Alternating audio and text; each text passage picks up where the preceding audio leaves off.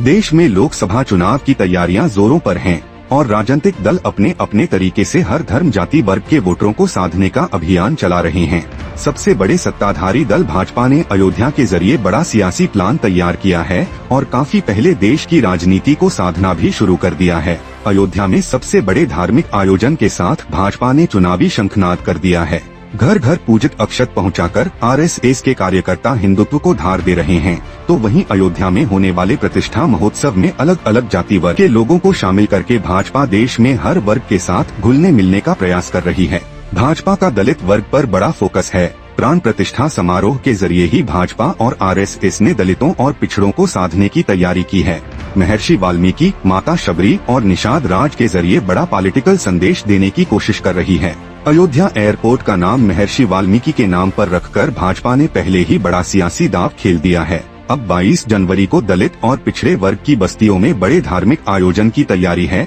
भव्य आध्यात्मिक कार्यक्रमों के जरिए भाजपा इन वर्गों के बीच सामाजिक समरसता का बड़ा सियासी संदेश देने की कोशिश कर रही है। यूँ तो राम मंदिर निर्माण के शिलान्यास से लेकर अब तक के सफर में दलित वर्ग केंद्र में रहा है। राम मंदिर के शिलान्यास में पहली नींव बिहार के स्वयंसेवक कामेश्वर चौपाल ने रखी थी। कामेश्वर वर्तमान में श्री राम जन्मभूमि तीर्थ क्षेत्र ट्रस्ट के सदस्य भी हैं। श्री राम मंदिर परिसर में ही महर्षि वाल्मीकि, माता शबरी और निषादराज का मंदिर बनाया जा रहा है।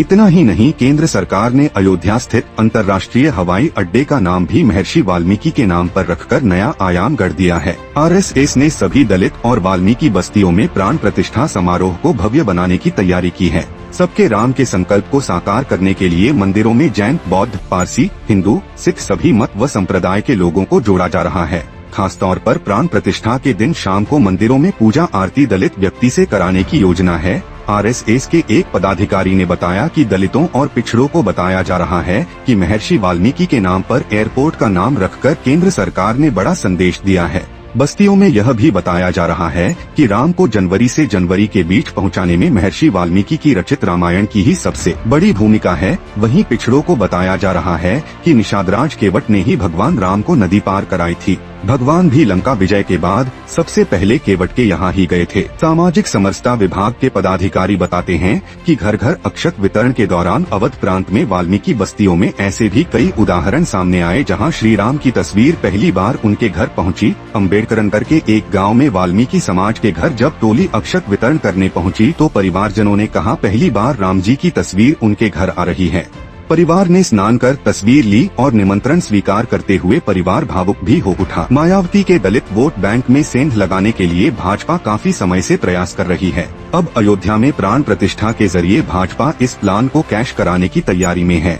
रणनीतिकारों का मानना है कि प्राण प्रतिष्ठा समारोह में भगवान राम के जीवन से जुड़े महापुरुषों को आगे रखकर भाजपा दलितों और पिछड़ों को साधने का प्लान बना रही है।